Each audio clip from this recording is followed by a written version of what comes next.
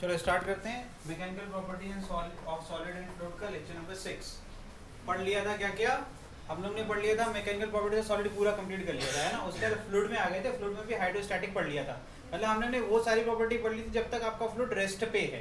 Fluid भी सिखा दिया था। फ्लूइड में क्या होता है, गैस और लिक्विड होता है ना। तो हाइड्रोस्टैटिक सारा हो गया था, सिर्फ दो न्यूमेरिकल रह गए थे। ये भी करके इसके हम लोग स्टार्ट करेंगे हाइड्रोडायनामिक्स। ठीक है, चलिए देखिए क्वेश्चन नंबर 1 क्या कह रहा है इसमें। A piece of ice floats, float बोल रहा है तो क्लियर है कि यार आइस का फ्लोट सुनते ही दिमाग में आना चाहिए कि वो जिस भी स्टेट पे रहा होगा उसका जो अपथ्रस्ट है और उसका जो वेट है वो बैलेंस हो गया, मतलब इक्विलिब्रियम, कैंसिल आउट कर रहे हैं। ठीक है, नहीं तो फ्लोट नहीं करेगा, वो क्या हो जाएगा, फिर श्रिंक कर जाएगा। अब what will happen to the level of liquid after the ice melt completely. इस क्वेश्चन में थोड़ा सा चेंज किया गया है ना, तुम्हारे वॉल्यूम के साथ खेला गया है। कह रहे हैं कि अगर क्या कह रहे हैं कि आइस कंप्लीटली मेल्ट हो जाता है तो इसमें दिमाग में झटके से आता है कि यार लेवल राइज हो जाएगा। लेकिन उन्होंने ये नहीं सोचा गया कि जो उसका वॉल्यूम ऑफ आइस क्यूब होगा वो तो ऑलरेडी जब उसके अंदर उसके वो फ्लोट कर रहा है तो वाटर में कोई चेंज नहीं आएगा, अनचेंज रहेगा, क्योंकि तो उसका जो वॉल्यूम है जितना डिप हुआ होगा उसके से पानी का लेवल भी तो ऊपर हुआ होगा। ये सब अभी तुम थोड़ा सब्र करो, तुम थोड़ा जल्दीबाजी में हो। तुम जो बोल रहे हो वो बात तब सही होगी। अब यहाँ पर भी केस है ना, वो सॉलिड है। सॉलिड फॉर्म में आइस क्या होती है, कॉन्ट्रैक्ट होती है कि सेम होती है वॉल्यूम। अच्छा, 1 लीटर अगर पानी हमने डाल दिया, ठीक है, अगर बर्तन में बहरहाल ये मैं बता रहा हूँ तुम, अगर उसको बोतल को टाइटली बंद कर दे, है ना, 1 लीटर की बोतल तो 1 लीटर पानी होगा, और उसके बाद हम फ्रिज में डाल देते तो क्यों वो फट जाती है बोतल। तुमने कहा कॉन्ट्रैक्ट हो रहा है तो जगह बच जानी चाहिए ना। ये तो सोचने वाली बात है। फट जाती है भाई, तुम कर लेना ट्राई। हाँ फट जाती है, फट जाती है भैया, नहीं फटती। अरे नहीं फटेगी तो ढक्कन खुल जाएगा, नहीं फटेगी तो फिर तुम्हारा जो नीचे वाला जो ऐसा शेप बना हुआ वो खुल जाता है, बाहर निकल आता है, यही होता है। ट्राई कर लेना। तो तुम्हें इसमें थोड़ा सा नॉलेज की जरूरत है, ठीक है। तो इसमें वॉल्यूम वाली जो बात है वो कैसे प्रूव कैसे करेंगे, चलो हमें नहीं आता, हम करेंगे मैथमेटिकली प्रूफ करेंगे। तो कैसे करेंगे बताइए। कुछ अजम्पशंस लेने पड़ेंगे ना। हमें आइस बता दिया कुछ वॉल्यूम, तो मान लो कुछ वॉल्यूम रहा होगा उसका। लिखना स्टार्ट करो, लिखिए consider liquid of density rho है। ये क्वेश्चन अच्छा है। क्या मान लेते हैं, लिक्विड डेंसिटी कितनी मान लेते हैं, रो एल, ठीक है। जिस लिक्विड में हमने आइस को फ्लोट कराया उसकी डेंसिटी कितनी थी, रो एल थी, ठीक है। अब हम उस समय, अब इसका देखो ध्यान से, अब हमें एक बीकर लेना पड़ता है। हम कहते हैं कि जिस समय आइस इसके अंदर था उसका लेवल कहीं पर ए पर था, ठीक है, ठीक, with level A in a beaker।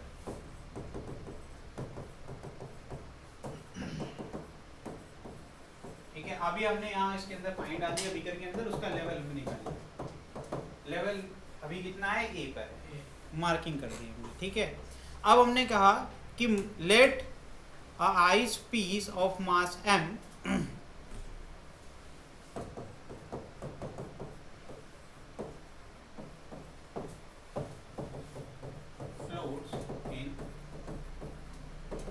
Diagram में चेंजेस करूंगा, ठीक है। अब जैसे ही हम डालेंगे आइस इसके अंदर तो होगा क्या, बिकॉज मैंने एक लेवल रखा है तो इसके पास ऑलरेडी है वॉल्यूम रिमेनिंग। तो एक चीज तो क्लियर है कि पानी बाहर गिरने वाला नहीं है ना। तो जैसे ही हम इसके अंदर आइस का पीस डालेंगे वैसे ही क्या होगा, इसका एक क्यूब डाल देते हैं, है ना। आइस क्यूब डाल दिया, अब होगा क्या, अब इसका लेवल राइज करेगा या नहीं करेगा।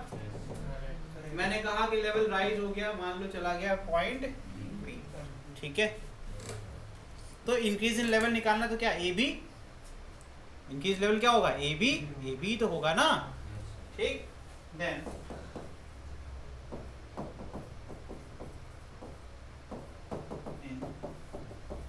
लेवल इज ए बी,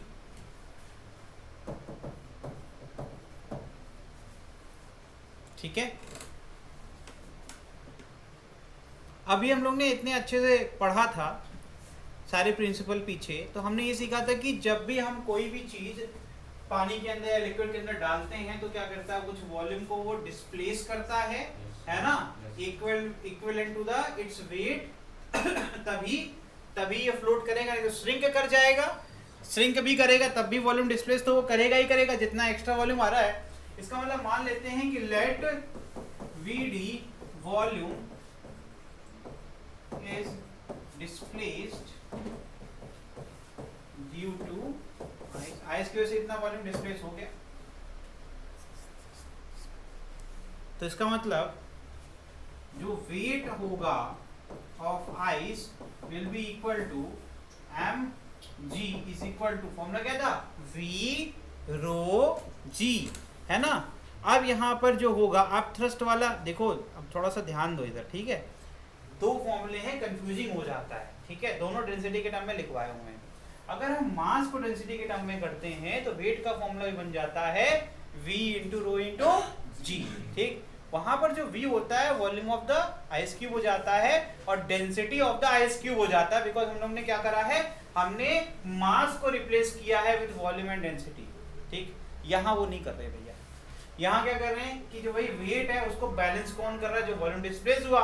तो इसका मतलब मैं कहूंगा displaced volume into density of liquid into what, जी। यही तो फॉर्मूला लिखवाया था आप थर्स्ट का, जाके पीछे नोट्स में पढ़ लेना यार, यही लिखवाया हुआ है, ठीक है।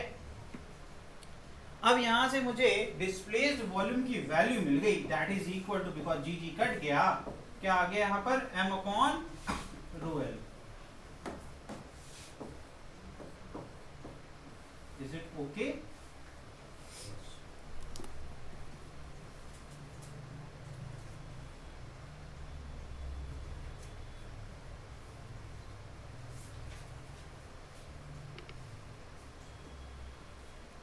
अब शुरू करते हैं मेल्टिंग का सिचुएशन। अभी तक मेल्ट नहीं, ठीक। Let once ice is melted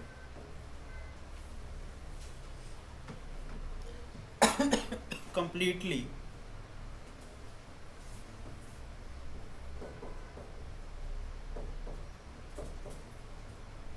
the level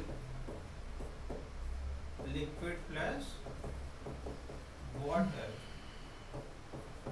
rise to C, ठीक है। अब ये जो नया डिफरेंस है, हमने मान लिया कि यहाँ तक अजम्पशन ही तो करने हैं, तो अब इसको मिटा दें। एक और फिगर बनाना चाहिए आपको अपने नोट्स में वैसे तो, लेकिन मैं तो यही काम चलाऊंगा, कुछ तो बेनिफिट हो।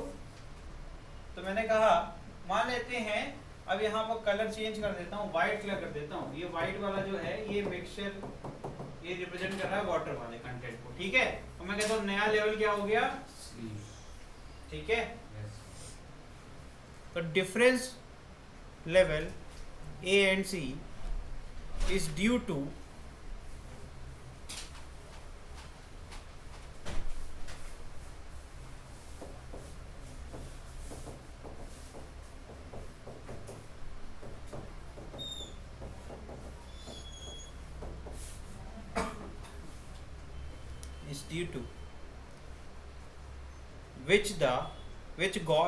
which got converted into water.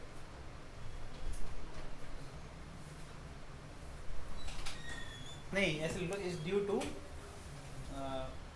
Ice got converted into water, ऐसे लिख लो। अरे बेटा एग्जाम आ रहे हैं भैया।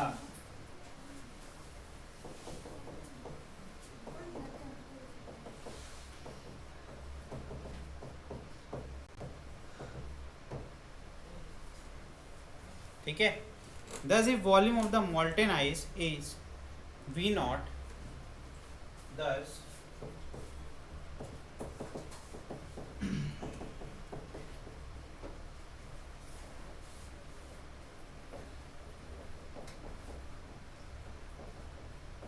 मैंने नहीं कहा कि भाई वॉल्यूम सेम है, मैंने कहा वॉल्यूम बदल गया और मैंने V naught मान लिया, ठीक है।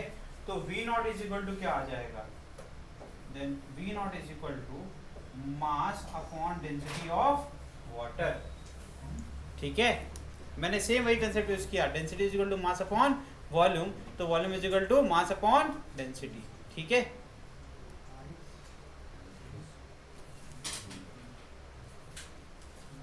अब देखना ध्यान से, यहां से तुम लोगों को सीखने को मिलेगा। जो हम लोग ने प्रिंसिपल ऑफ फ्लोटेशन पढ़ा था उसमें 3 केसेस पढ़ाए थे, वही यूज करने जा रहे हैं।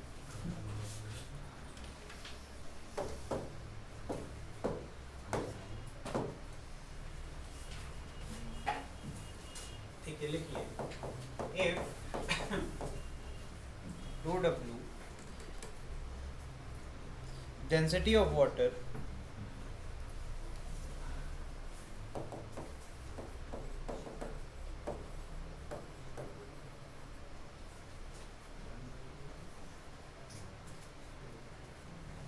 then there are 3 following cases that can arise.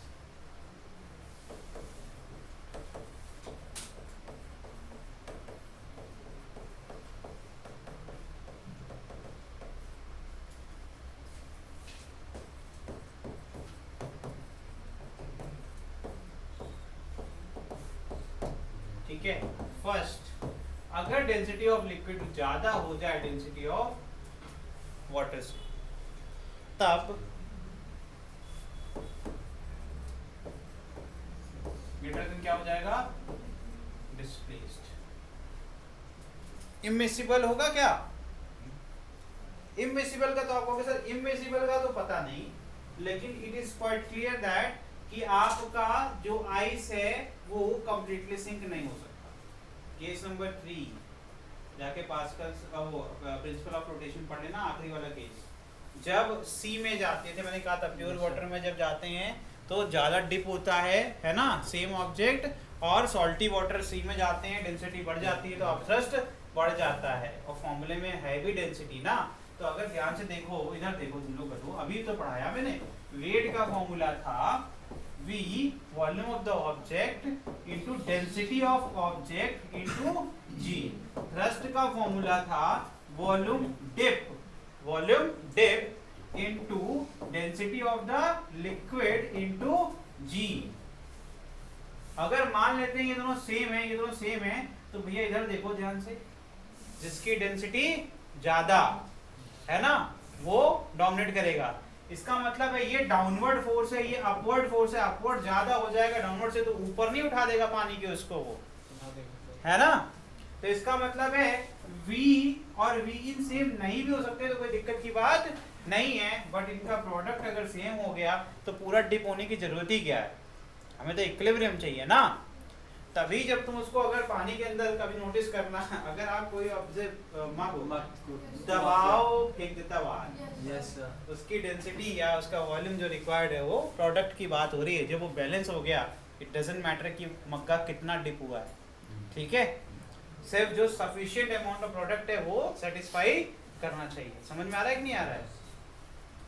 तो यहाँ पर तुम्हें सीखने को मिला, तो यहाँ क्लियरली अगर आपका वाटर की डेंसिटी कम है तो सारा का सारा वाटर जो है, पहले आइस पूरा डूबा नहीं था, ठीक है, पहली बात तो ये, जब वो डूबा नहीं था तो उसका मतलब वॉल्यूम दोनों का सेम तो बिल्कुल, क्योंकि वॉल्यूम डिस्प्लेस जो हुआ वो कम होगा actual volume of the ice, पहली बात हो गई। दूसरी बात ये हो गई कि अब जब वो मेल्ट हो गया तो उसका ऑप्शन नहीं है, वो पूरा का पूरा क्या होगा, एक लेयर की जैसे ऑयल पानी के ऊपर एक लेयर बना लेता है वैसे ही वाटर उसके ऊपर एक लेयर बना लेगा।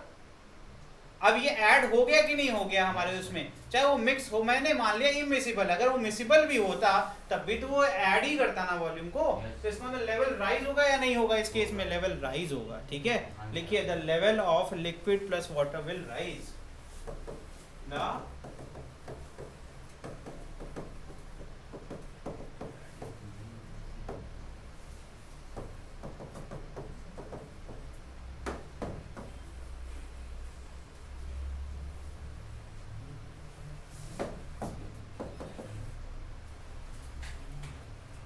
अगर डेंसिटी लिक्विड कम है वाटर से तब क्या हो जाएगा,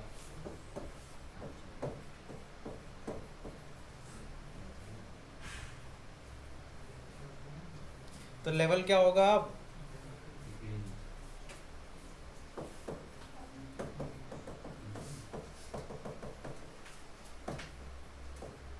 ठीक है, बस एक ही केस है। अब आखिरी वाला केस इंपॉर्टेंट है, इफ, अब इस केस में V0 और VD दोनों ठीक है, देन अब इस केस में particular then level will remain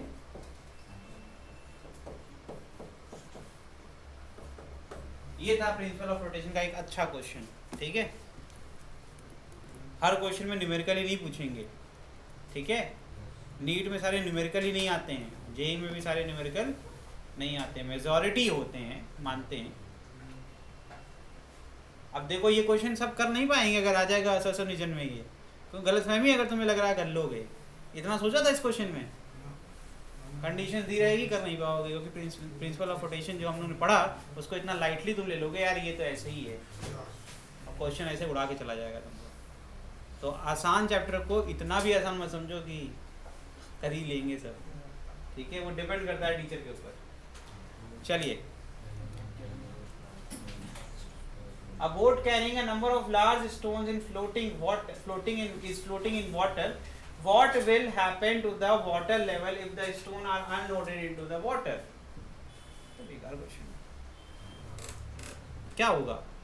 पहले वो तो फ्लोट कर रहा है, विथ स्टोन कर रहा है, वही बात हो गई कि एक जो नाव है उसमें पैसेंजर बैठे हुए हैं, जब पैसेंजर बैठते हैं तो दब जाती है पानी में थोड़ी ज्यादा, है ना, डूबती नहीं है, उसकी कैपेसिटी इतनी होती है, पहले डिफाइंड होता है इतने ही पैसेंजर बैठेंगे, तो वो लोग पहले टेस्टिंग कर लेते हैं कितना तक ये सेफ्टी के साथ ये फ्लोट हो सकता है, मतलब कि मैक्सिमम वेट कितना हो सकता है कि जो आपका लिक्विड है वो अपथ्रस्ट उसके बराबर इक्विलिब्रियम मेंटेन कर सके।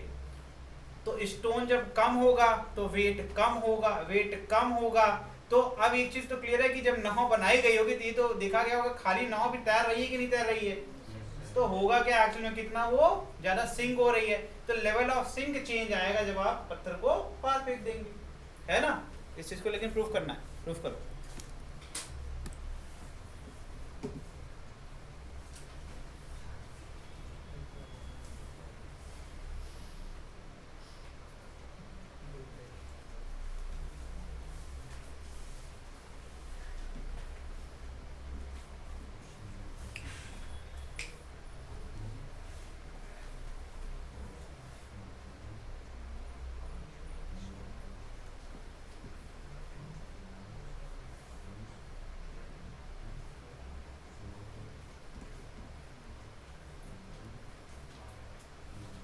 पहले मास मान लो बोट का m, कैपिटल M मान लो, स्टोन का स्मॉल m मान लो। हमने एक इमिसिबल के लिए तुम्हें पढ़ाया था कुछ, इसमें मिसिबल है क्या स्टोन और बोट? इमिसिबल है ना, तो दोनों का v टोटल हो जाएगा v1 प्लस v2, है ना।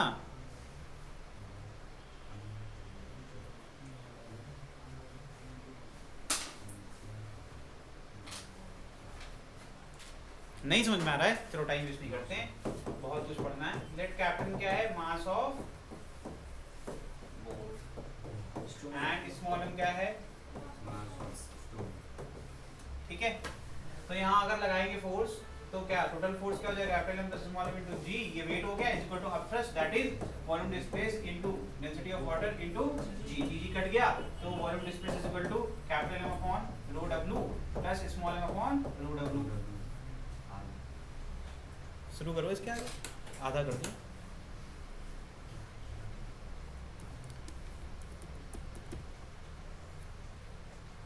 तुम्हें मैंने पता है तुम्हारे सामने आंसर लिखा है लेकिन तुम पहचान नहीं रहे हो, यही इसी में आंसर है, इतने में ही आंसर दे देंगे।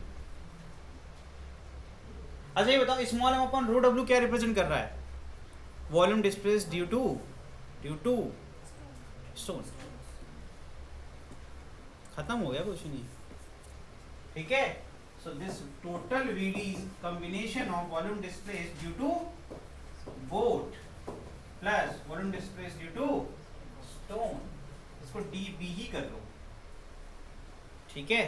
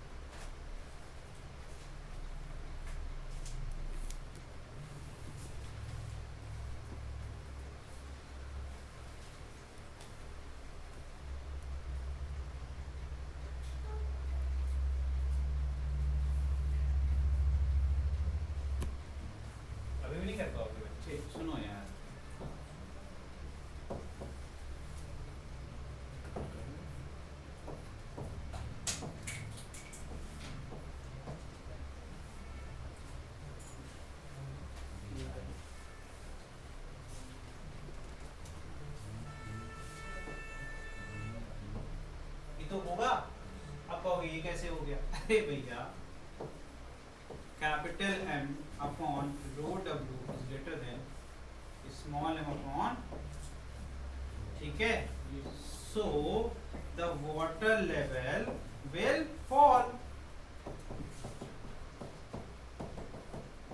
अरे तुम बोर्ड से नीचे झांकोगे तुम्हें लगेगा कि पानी नीचे जा रहा है ना, बोर्ड ऊपर आ रही है, तुम्हें क्या फील होगा कि पानी नीचे जा रहा है।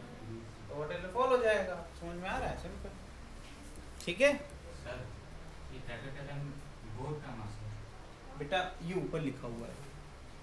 हाँ तो ये पत्थर ज़्यादा भारी है। अच्छी बता मुझे, बोर्ड ज्यादा भारी होगी कि पैसेंजर?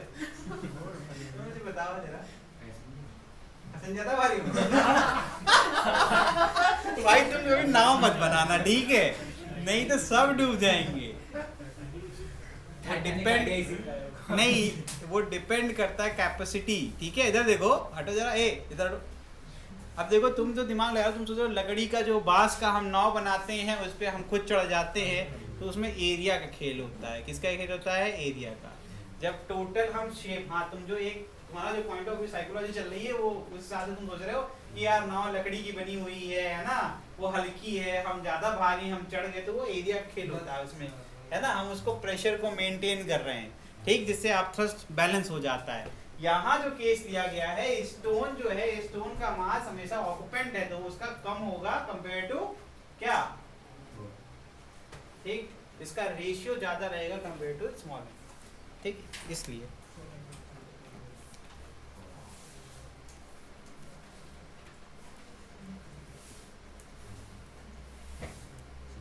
नेक्स्ट करें।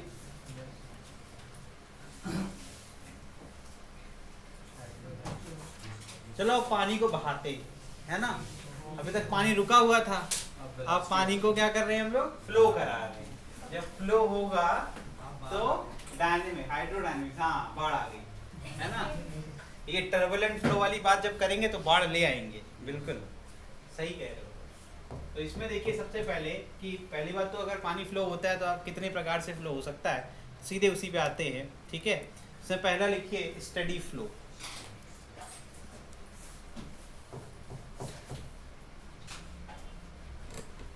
फिर कहेंगे hello friends coffee P low. हम देखो भाई, कॉफ़ी पीते तो कॉफ़ी पिलाएंगे कभी, हम चाय नहीं बोलने वाले, हाँ चाय पी लो। एक दीदी आई थी, वो ऐसे कहती थी, वैसे रील में आते हुए, है ना, हेलो फ्रेंड चाय पी लो, तो वहीं से फेमस हुआ था ये, जब स्टार्ट में ये रील वील आया था। हाँ नहीं, वो दीदी जो है वो बहुत ही फेमस दीदी थी, उनको सब जानते हैं। लिखिए steady flow is defined as,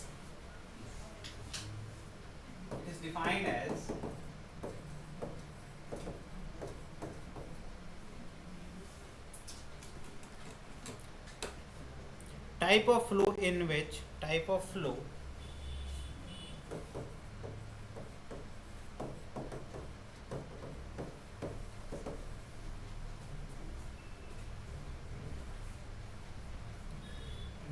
fluid velocity at a point do not change with time.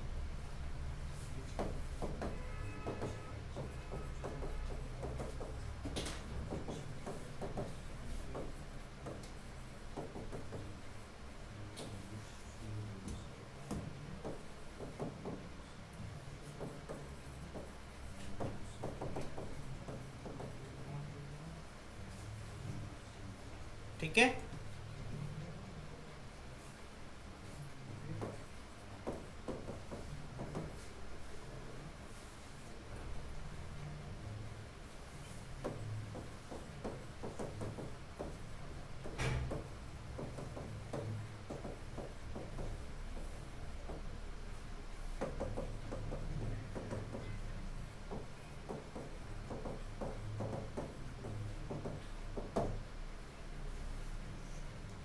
किसी एक पॉइंट में, जैसे मान लो एक पाइप बना है ना, ठीक है, मैंने कहा कि इस पॉइंट पर जो पार्टिकल की वेलोसिटी होगी वो हमेशा v रहेगी, कितनी, ठीक है। फिर मैंने इसका क्रॉस सेक्शन एरिया बढ़ा दिया, आगे पढ़ेंगे, ठीक है। मैंने कहा इस पॉइंट पर पार्टिकल की वेलोसिटी जो है v, लेकिन किसी एक पॉइंट की बात करेंगे तो उस वहां पर हमेशा सेम हो। ये तुम्हें समझना है तो ऐसा समझ लो, नल चलाते हो कभी टुल्लू लगाया ही होगा, पाइप कनेक्टर एक्सटेंशन यूज करते होगे नल में, है ना? तो फिर क्या करते हो जब तुम्हें तेज पानी डालना होता था ऐसे दबा देते हो। आज तुम्हें ये नहीं पता कि क्यों उसका स्पीड बदल जाता है, क्योंकि एरिया ऑफ क्रॉस सेक्शन कम हो हाँ, जाता है, लेकिन वॉल्यूम हमेशा कांस्टेंट रहता है। वॉल्यूम कांस्टेंट है। वॉल्यूम कांस्टेंट रहता है। वॉल्यूम अगर गड़बड़ हो जाता है तो फिर वो फेंक देता है।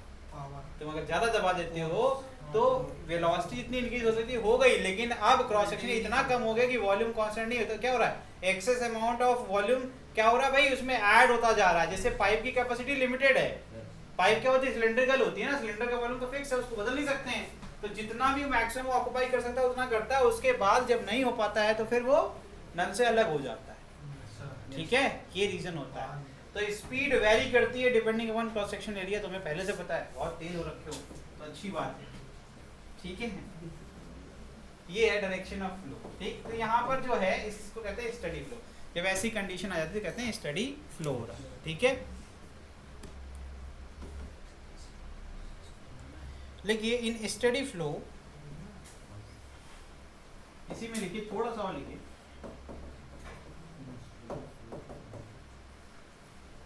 Flow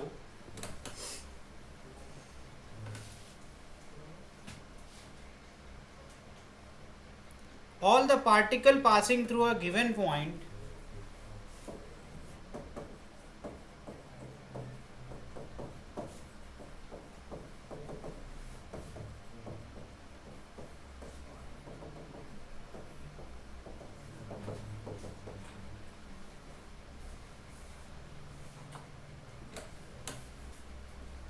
follow the same path। वो follow लिखना था, वहाँ flow लिख दिया। follow the same line of path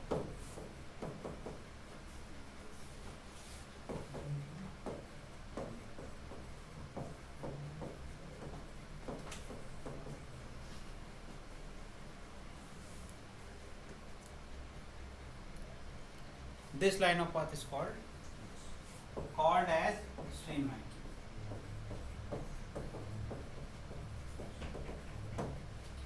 इसे कहते हैं स्ट्रीमलाइन।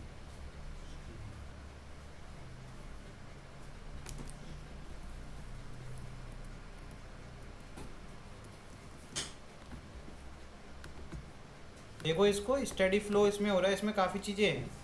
ठीक है, स्टडी फ्लो कौन सा पार्ट है, इधर इधर सब एक ही लाइन पे जा रहे हैं ना, तो बस यहाँ चेंज क्या देखने को मिल रहा है, यहाँ क्रॉस सेक्शन एरिया चेंज हो रहा है, तो स्पीड आपकी वेरी कर रही है, लेकिन सबकी स्पीड है सेम टू सेम। यही होता है study.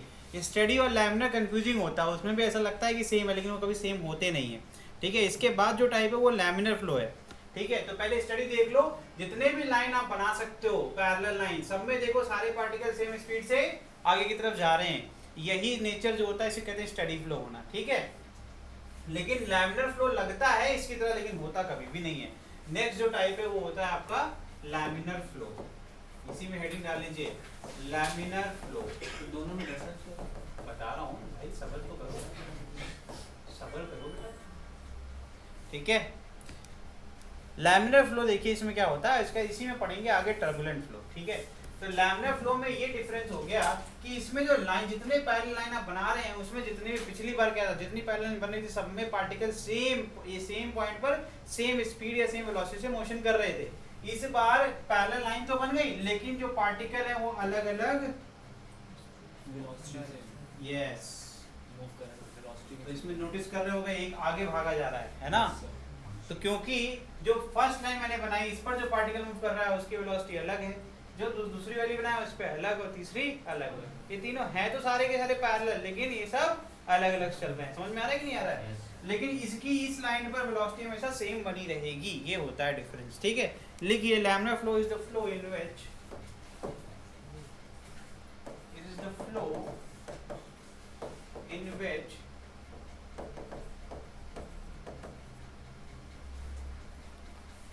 fluid particle move along well defined streamlines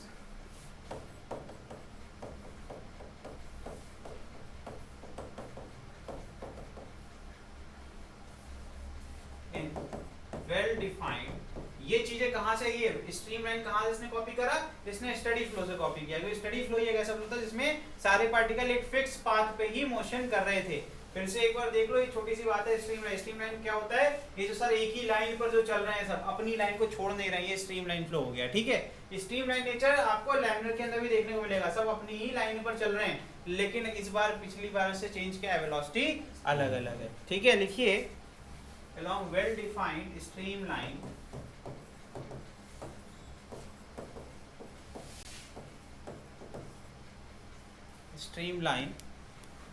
which are straight and parallel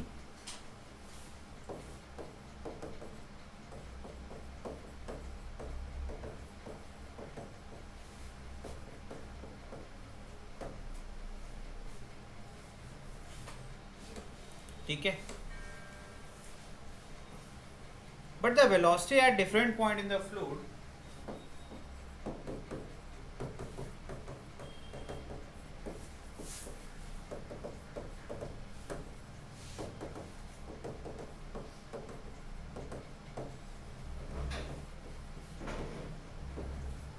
may vary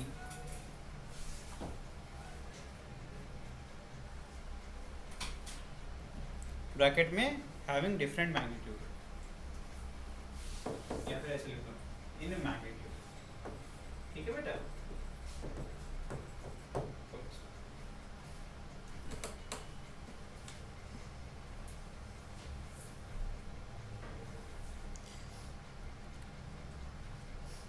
तो इसका मतलब है कि अगर देखा जाए तो जो पार्टिकल्स हैं वो एक लेयर के फॉर्म में फ्लो होते हैं, जिसमें अलग अलग लेयर का अलग अलग वेलोसिटी होगा।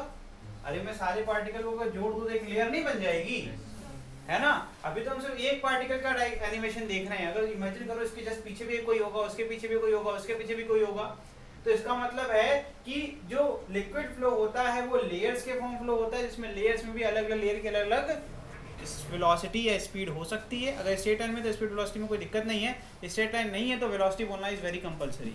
समझ में आ रहा है कि नहीं आ रहा है? तो यहाँ से लिख लीजिए thus the particle moving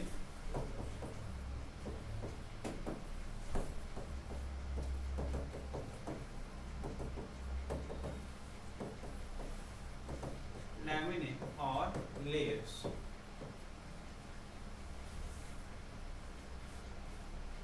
sliding smoothly over the adjacent layer। अभी स्मूथली बोल रहे हैं, बाद में जब विस्कोसिटी पढ़ेंगे तो कहेंगे नहीं, विस्कोसिटी मतलब एक टाइप ऑफ फ्रिक्शन है between layers.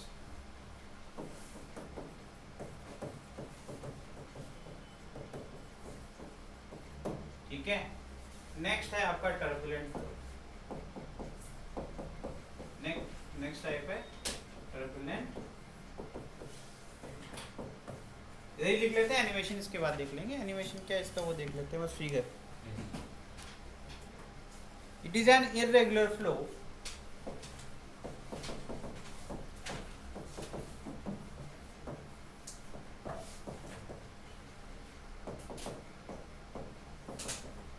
in which the particle move in zigzag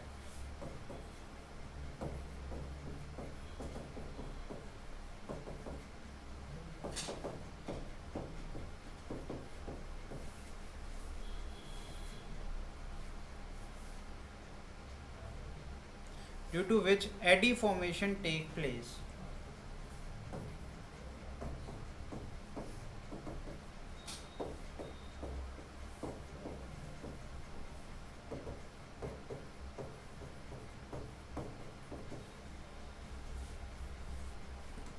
ठीक है, which are responsible for high energy losses।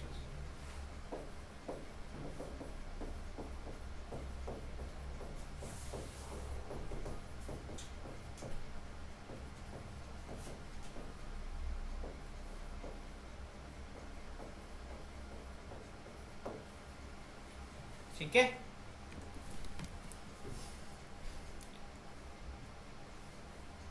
अब देखो इसका एनिमेशन का फिगर देखो।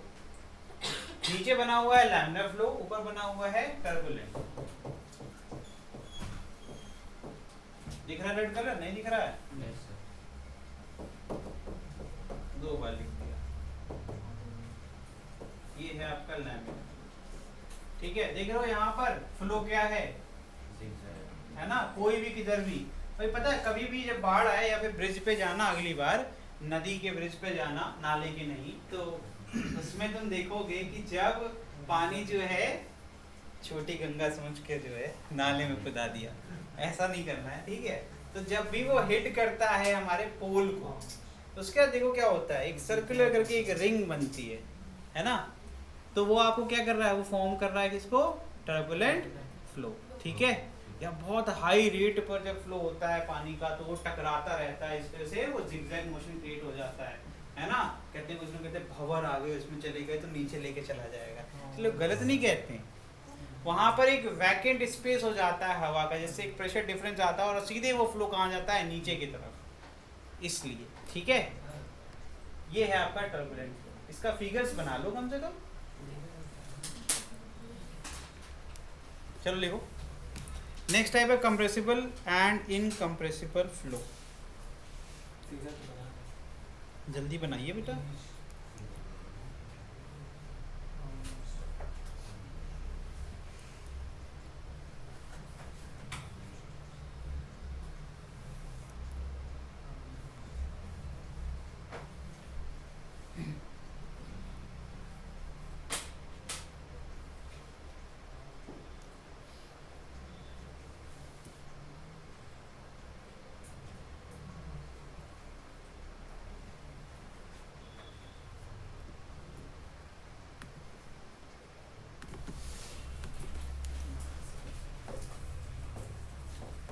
मालिक आपके लिए हम कैसे बिजी हो सकते हैं।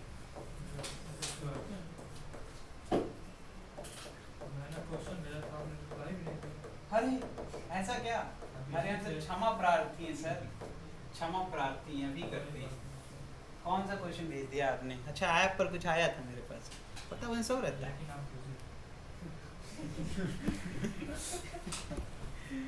इनका व्हाट्सएप पे आया था, सौर्या का तुम्हारा ऐप पर आया था, मैंने ओपन ही नहीं किया है अभी तक।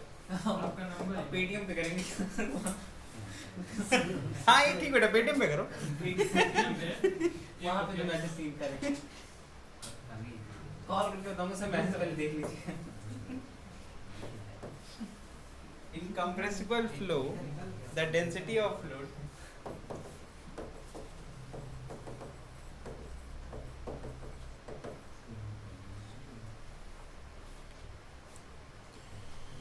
varies from point to point.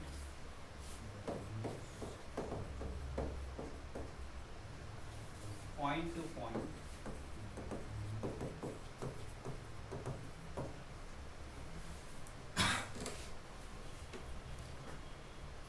अरे यार ये बताओ, वर्ड में लिखा हुआ है कंप्रेसिबल, है ना।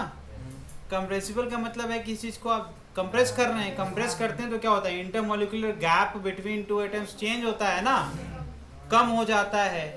तो इसका मतलब क्लियर है कि कंप्रेसिबल जब हम कह रहे हैं, तो कंप्रेस अगर कोई चीज हो रही है तो उसकी डेंसिटी यूनिफॉर्म नहीं रह सकती हर पॉइंट पर। हाँ, तो इसका मतलब अपन यहाँ पे ये डेंसिटी के टर्म में भी कह सकते हैं कि density will very from point two point. तो लिखिए the fluid density, that is the fluid density is not constant, है ना भाई।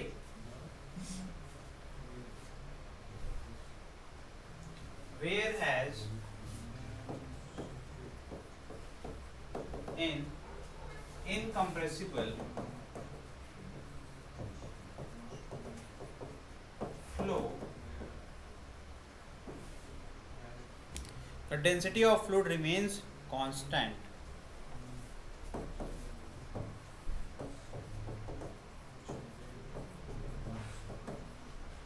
Remains। अब मैं ये फिगर हटा सकता हूँ ना, फिगर हटा देता हूँ, क्या करनी है, फिगर कंफ्यूज करेगा आपको कि कंप्रेसिबल और इनकम्प्रेसिबल में चल रहा है। पीपीटी में आपके लाल को मैं छोड़ देता हूँ।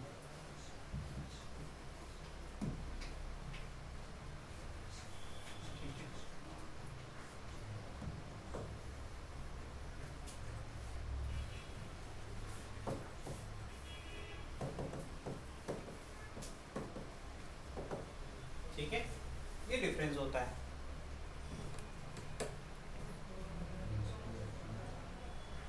तो अगर ये कंप्रेसिबिलिटी की बात करें सबसे ज़्यादा कहाँ होता है? गैस में। Liquid is practically incompressible whereas gas are highly compressible.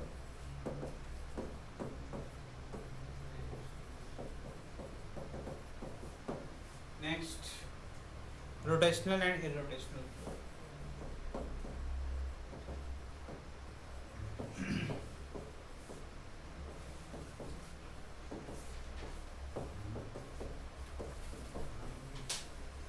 ठीक है,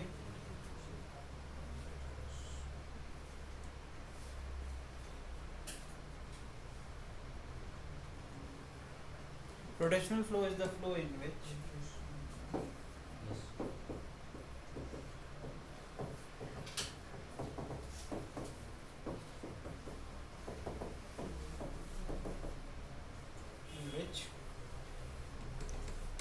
the fluid particle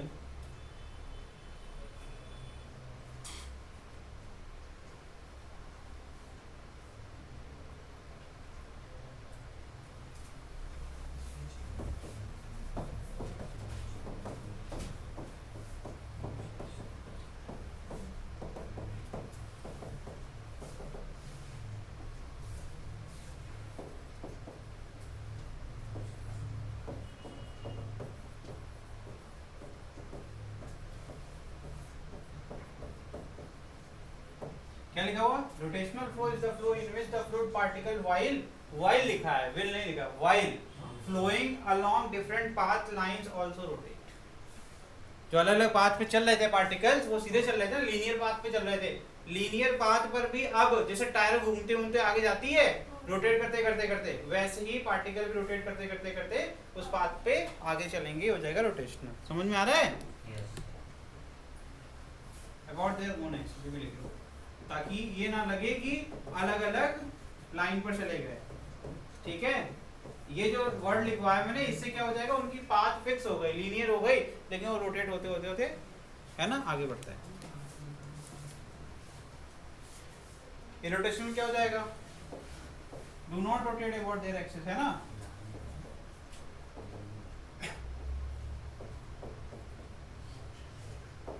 in irrotational flow particle do not rotate।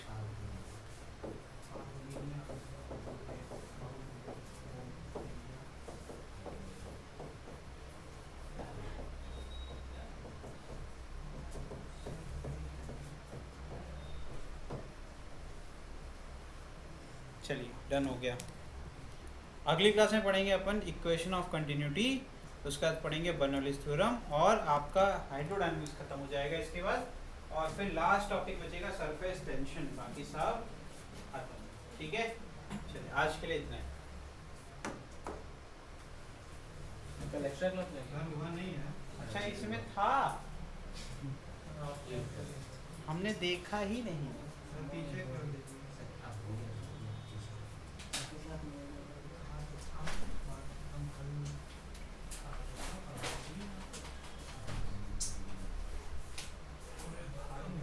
कोई नहीं, पढ़ा तो दिए ना, लिख लो।